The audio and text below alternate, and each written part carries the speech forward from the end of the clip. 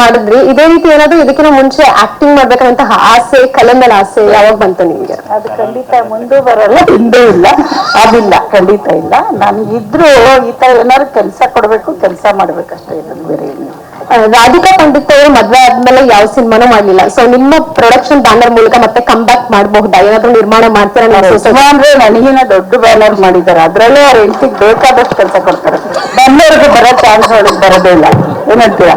ಇಡೀ ದೇಶ ವಿದೇಶಕ್ಕೆ ಸಂಪಾದನೆ ಮಾಡೋಷ್ಟು ದುಡಿತಾವನೆ ಗಂಡ, ನವತ್ತಕ್ಕೆ ಹಾಕ್ಬಿಟ್ರು.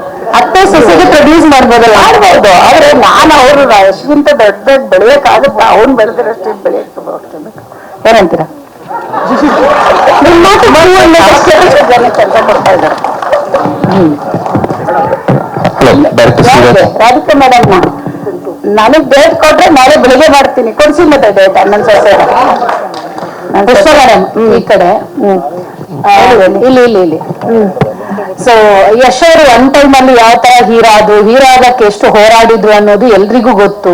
ಅದೇ ರೀಸನ್ಗೆ ನೀವು ಪ್ರೊಡಕ್ಷನ್ ಸಂಸ್ಥೆ ಶುರು ಮಾಡಿದ್ದ ಯಾಕೆ ಅಂತ?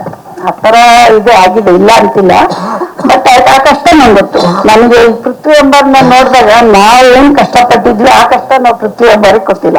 ಖಂಡಿತ ಅದನ್ನ ಧೈರ್ಯವಾಗಿ ಹೇಳ್ತೀವಿ, ಯಾಕೆಂದ್ರೆ ಅದು ಒಂದೇ ಸ್ಟೈಲ್ ಗೊತ್ತಿರುತ್ತೆ. ಬಟ್ ಇನ್ನು ಅದು ಹಳೇದು ಬಿಡಿ, ಮುಂದಕ್ಕೆಲ್ಲ ಚೆನ್ನಾಗಿ ಮಾಡೋಣ, ಯಾಕದಲ್ಲ ಅದೇ ರೀಸನ್ ಅಂತ? ಇಲ್ಲ, ಖಂಡಿತ ಇಲ್ಲ. ನಾನು ಎಲ್ರಿಗೂ ಹೇಳಿದ್ನಲ್ಲ, ಈಗ ನಾವು ಫಾರ್ಮ್ ಹೌಸ್ ಮಾಡಿದೀವಿ, ಯಾವಾಗ್ಲೂ ತೋಟದಲ್ಲಿ ಕೆಲಸ ಮಾಡ್ತಾ ಇರ್ತೀವಿ. ಹಂಗಂದ್ಬಿಟ್ಟು ರೀಸನ್ ಅದಲ್ಲ, ನಾವು ಯಾವಾಗ್ಲೂ ಏನೋ ಒಂದು ಕೆಲಸ ಮಾಡ್ತಾ ಇರ್ಬೇಕು ಅನ್ನೋ ಒಂದು ಇದು ಅಷ್ಟೇ ನಮ್ದು. ವರ್ಕ್ ಮಾಡ್ತಾನೆ ಇರ್ಬೇಕು ಅಂತ, ಏಜ್ ಆಗೋವರೆಗೂ ಮಾಡೋಣ, ಕೈಲಾಗೋವರೆಗೂ ಮಾಡೋಣ ಅಂತ.